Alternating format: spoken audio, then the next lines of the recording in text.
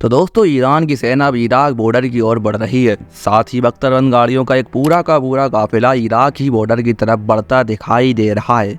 लेकिन सवाल ये है कि इन बख्तरबंद गाड़ियों के अंदर आखिर क्या है? क्या इन गाड़ियों के अंदर मिसाइल या गोला बारूद है?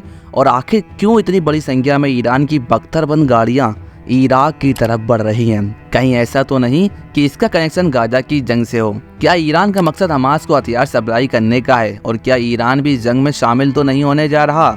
और क्या ईरान का ये कदम वर्ल्ड वॉर की शुरुआत तो नहीं है? आगे हम इन सवालों के जवाब जानने की कोशिश करेंगे, इसलिए वीडियो को लास्ट तक जरूर देखें। दोस्तों, हाल ही में ईरान की तरफ से एक वीडियो जारी किया गया था जो कि काफी वायरल हो रहा है। इस वीडियो में ईरान की सेना की कई बख्तरबंद गाड़ियां इराक की तरफ बढ़ती हुई दिखाई दे रही हैं। इन बख्तरबंद गाड़ियों का एक बड़ा काफिला इराक की सीमा की तरफ तेजी से बढ़ रहा है। इस वीडियो ने एक बार फिर से हमास और इजराइल के बीच चल रही जंग में एक नया मोड़ खड़ा कर दिया है, क्योंकि दुनिया वाले ईरान के इस कदम को शायद इस जंग में उतरने की तरह देख रहे हैं। और देखे भी क्यों ना, क्योंकि ईरान भी रसिया पाकिस्तान देशों की तरह इस जंग में पूरी तरह से हमास का सपोर्ट कर रहा है। और तो और ईरान के विदेश मंत्री हुसैन आमिर अब्दुल्लाहियान ने एक चेतावनी भी दी है। उन्होंने कहा है कि अगर इजराइल ने युद्ध को नहीं रोका और हमास पर ऐसे बमबारी करता रहा तो युद्ध के मोर्चे खोले जा सकते हैं। साथ ही साथ ईरान का कहना यह भी है कि अरब देश सब साथ मिलकर आगे आएं और हमास की मदद करें। ऐसे में अगर फिलिस्तीन के साथ सभी इस्लामिक देश आ जाते हैं तो इजराइल के सामने उनसे निपटने की कड़ी चुनौती देखने को मिलेगी। और तो और इराक की तरफ बढ़ती बख्तरबंद गाड़ियों को देखकर लग रहा है कि ईरान पर्दे के पीछे ना रहकर अब सामने सामने की लड़ाई के मूड में आ चुका है। आपको बता दें, जंग में पूरी दुनिया दो ग्रुप में बढ़ चुकी है, जहां एक तरफ अमेरिका, जर्मनी, फ्रांस और दूसरे यूरोपीय देश इजराइल के साथ खड़े हैं। वहीं ईरान, लेबनान, सीरिया, सऊदी अरब और दूसरे मुस्लिम देश फिलिस्तीन का साथ दे रहे हैं। इसके अलावा अप्रत्यक्ष रूप से रूस और चाइना भी हमास को समर्थन दे रहा है। लेकिन अभी तक कोई भी देश एक्टिव रूप से इजराइल के खिलाफ खड़ा नहीं हुआ।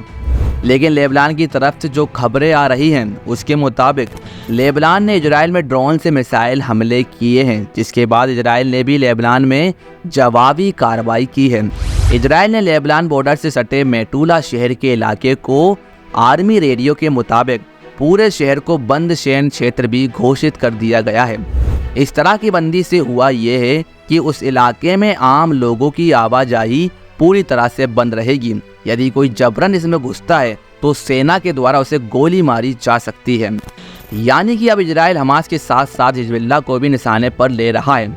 असल में हिजबुल्लाह ने शिबा फार्म, जो एक कॉन्फ्लिक्टेड इलाका है लेबनान और इजराइल के बीच, शिबा फार्म इसके लिए लड़ते हैं। दोनों शिबा फार्म्स में हिजबुल्लाह ने 3 चौकियों पर रॉकेट और तोपखाने लॉन्च किए थे। इसके बाद इजराइल ने भी उन इलाकों पर गोलीबारी की जहां पर लेबनानी सीमा की ओर से हमले किए गए थे। इन हमलों में एक न्यूज़ एजेंसी का न्यूज़ रिपोर्टर भी मारा गया था। और खबर आई है कि इतने बड़े नुकसान के बाद भी हमास अभी तक पीछे हटने को तैयार नहीं है। इजराइल के इतने भयानक हमले के बाद उसकी ताकत अभी तक कम नहीं हो रही और इजराइल के हमलों का हमास के लड़ाके लगातार जवाब दे रहे हैं। हमास ने यह दावा किया है कि कुछ भी हो जाए हम पीछे नहीं हटेंगे और आज़ादी के लिए मरते दम तक लड़ेंगे।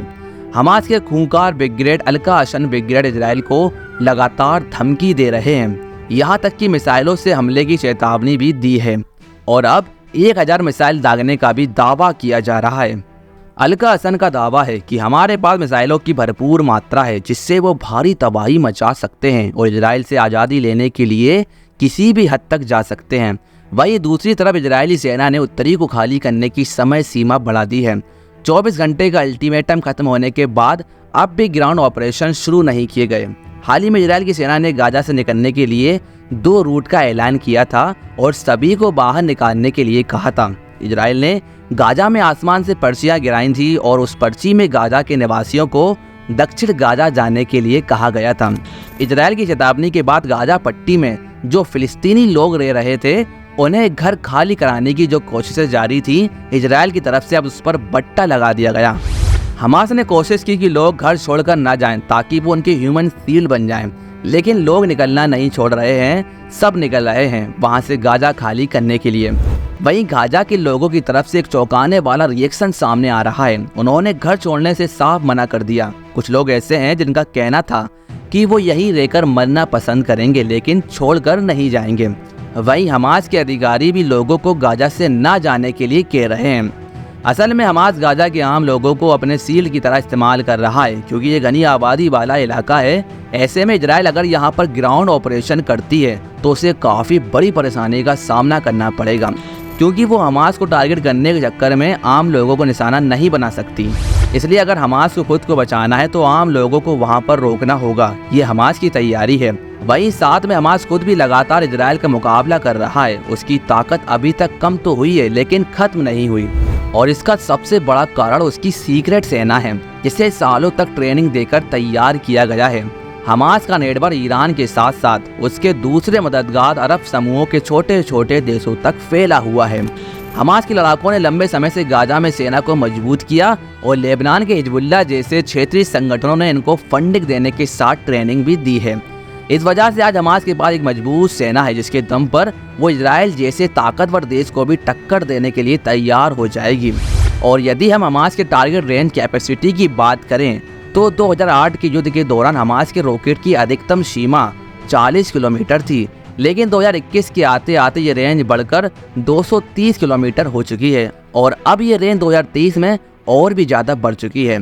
यानी कि हमास आज पहले की तुलना में काफ़ी ज़्यादा मजबूत हो चुका है। हमास के इन इलाकों को आम फिलिस्तीनियों के बीच पहचानना इजराइल के लिए टेढ़ी खीर साबित होगी क्योंकि हमास की सेना की खास बात यह है कि ये लोग आसानी से आम फिलिस्तीनियों में मिल जाते हैं।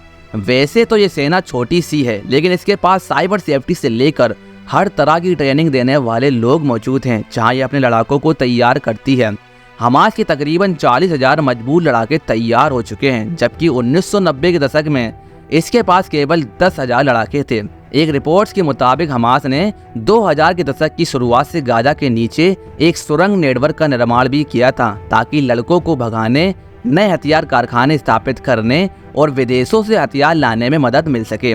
हमास के अधिकारियों ने यहाँ तक कि ये भी कहा है कि इस ग्रुप के पास कई तरह के बम, मोर्टार, रॉकेट, एंटी टैंक और एंटी क्राफ्ट मिसाइलें मौजूद हैं और इन सभी चीज़ों को उन्होंने सुरंगों में छुपा कर रखा है। और ये भी कहा जा रहा है कि ये हथियार हमास को ईरान की तरफ से मिले हैं और इस समय इजराइल हमास और ईरान की इसी नेटवर्क को तोड़ने में लगा हुआ है। इसलिए वो उनकी सुरंगों के ऊपर हमले कर रहा है और एक के बाद एक इमारतों को गिरा रहा है ताकि हमास के छिपने के सभी ठिकानों को तहस नहस कर दिया जाए।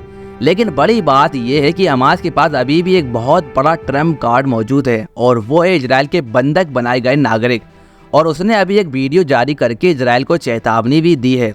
वहीं कुछ एक्सपर्ट ये भी कह रहे हैं कि हमास का इन लोगों को बंधक बनाने के पीछे भी ईरान का हाथ है क्योंकि कुछ ऐसा ही काम ईरान भी कर चुका है। 1979 में हुई ईरान के धार्मिक क्रांति के बाद अमेरिकी दूतावास में धावा बोलकर 52 अमेरिकियों को बंदी बना लिया गया था। ईरान ने करीब 7 साल तक उन्हें अपनी हिरासत में रखा और उसके बाद अमेरिका से $8 अरब लेकर इनको छोड़ दिया गया था। और फिर ईरान ने साल 2015 में अमेरिका के 5 नागरिकों को बंदी बना लिया था और उन 5 नागरिकों को उन्होंने इसी साल छोड़ा है। इसके लिए अमेरिका को ईरान के जब्त किए गए $6 अरब लौटाने को मजबूर होना पड़ा था। तो अब लगता है शायद एक बार फिर हमास कुछ ऐसा ही प्लान कर सकता है, पर इजराइल के सामने अब कोई भी प्लान काम करेगा ऐसा हो नहीं सकता। दोस्तों अब देखना यह है कि हमास उन बंधकों को खुद छोड़ता है या इजराइल अपने बंधकों को छुड़ाने में कामयाब हो पाता है।